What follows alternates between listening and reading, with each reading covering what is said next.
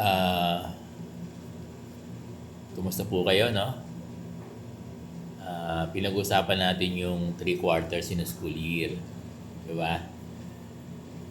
Kasi hinati na ngayon sa yung trimester, hinati na sa 3 quarter.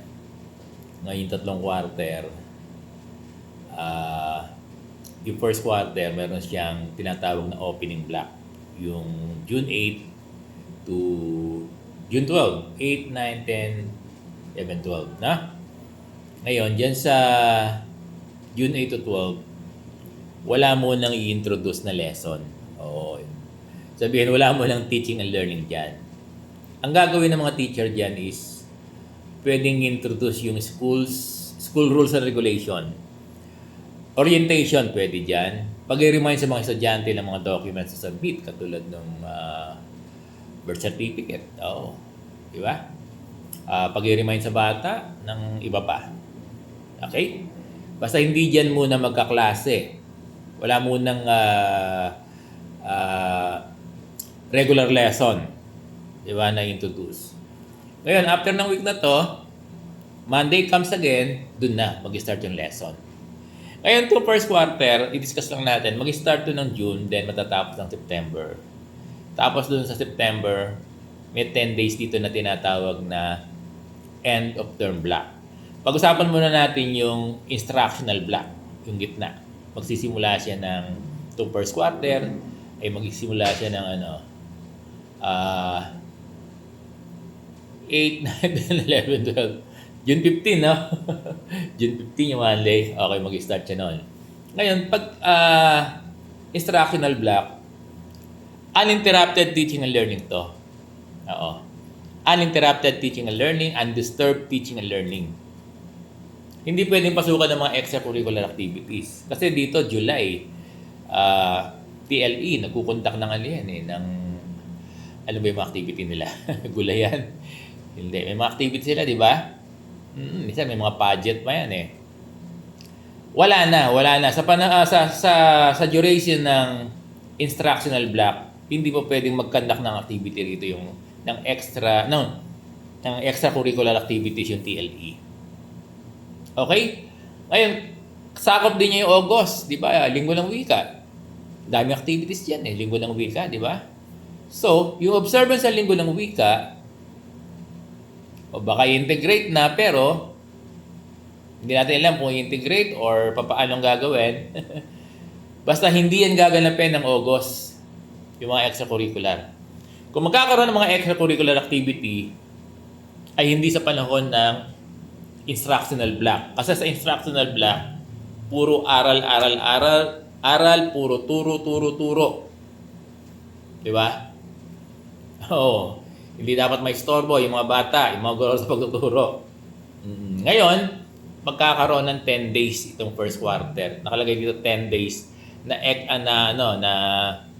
end of term block. Ngayon sa 10 days na yan, ang mangyayari diyan, wala namang teaching and learning diyan. That's my understanding. Yan ang kagandahan ngayon dito, no?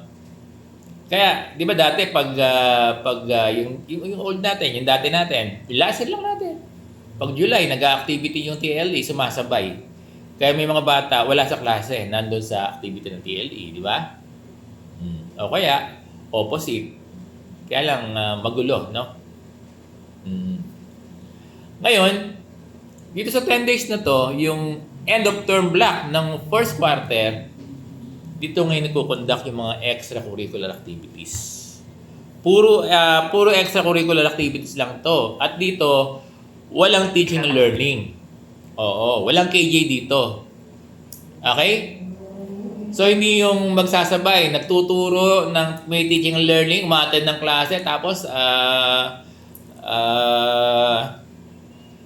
yung ibang oras nila ay attend naman ng activity ng tag dito, ng linggo ng wika. Wala lang ganun.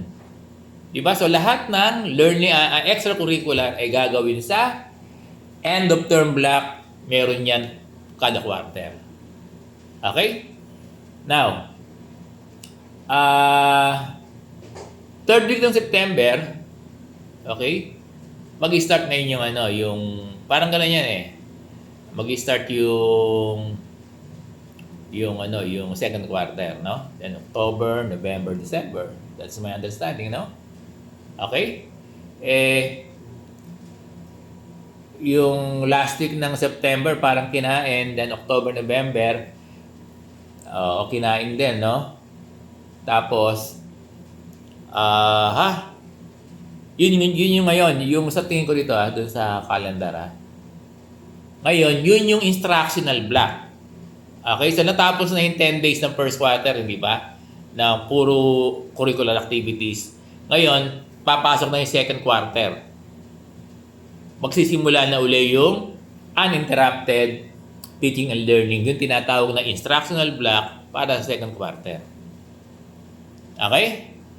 Ngayon, pagkatapos ng 56 days yung sa first quarter, 55 days na instructional block. Dito sa second quarter, 56 days. 56 na araw na teaching and learning undisturbed. Ngayon, at the end of the teaching and learning instructional block ng second quarter, magkakaroon ng 9 days para naman doon sa end of term block. Magkakaroon uli ng ng time para sa mga extracurricular activities. So, nagiget ba? Itong kagandahan ng trimester, inorganize. Hindi pinaglaban-laban, hindi magulo, hindi pinagsabong-sabong, hindi disorganized yung activity. Kung aral-aral, di ba? Kung activity, ganun yan Di ba? Dito sa second quarter, meron siyang 9 days na puro extracurricular activities lang ang gagawin ng mga bata. Walang teaching and learning dito. Okay? Then, ganun din. Papasok yung last quarter, third quarter. Okay? Ganun din. Siyempre, may dito, may bakasyon pa rin. May dito, may Christmas vacation pa rin. Of course. May Christmas vacation pa rin dito. Oo. Tapos, pagpasok ng January, no? Ano yan January to April. First week lang na April, no? That's my understanding. May April Ganon. Magsisimula ulit yung third quarter, yung instructional block sa third quarter. So, nagaget ba? Meron siyang 57 days na tuloy-tuloy na pag-aaral, undisturbed sa third quarter. Wala dapat mga extracurricular during the instructional block. Then, after nung instructional block, meron 10 days. Ito na yung mga gawaan ng forms, mga end of school year activities na natin to sa third quarter, no? Kaya gumagawa ng form yung mga teacher, yun, probably, wala nang klase nun. Wala nang teaching and learning. Wala nang teaching and learning. Oo. Alam ko, dito yun kaya lang, dito sa 10 days ng last quarter, alam ko, sa pagkakaunawa ko, dito yung gawaan naman ng forms. Baka wala ng mga extracurricular activities dito. Titingnan natin, Hindi ko pa rin siya nakita, no? Ito pa lang ang dinidiscuss natin. Basta may 10 days doon na alam ko itong i-devote sa gawaan ng mga records, ng grades sa mga bata, computation ng para sa mga honor and other preparation. That is my understanding. Doon sa time ng end of term block, wala lang teaching and learning. Ganun siya. Kaya pwede nating masabing maganda. Organized, di ba? Kasi dati, nagka-klase, tapos merong extracurricular. May regular class, tapos may extracurricular activities. So ngayon, wala nang ganun. Wala nang ganung school program. Kung aral. Di ba? Kung teaching and learning, yun lang ang gagawin ng mga bata. Walang extracurricular. Ngayon, kung extracurricular activities ang gagawin, end of term block, wala naman doon teaching and learning. Ganun naman yun. So, maintindihan ng mga bata. Sa mga bata, maganda to. At sa mga teachers, maganda rin to. Di ba? Sa mga teachers, maganda rin to. So, ito lang muna i-discuss natin sa pagpapaliwanag natin, pagdi-discuss natin ng end, ng trimester o 3 quarters in a school year.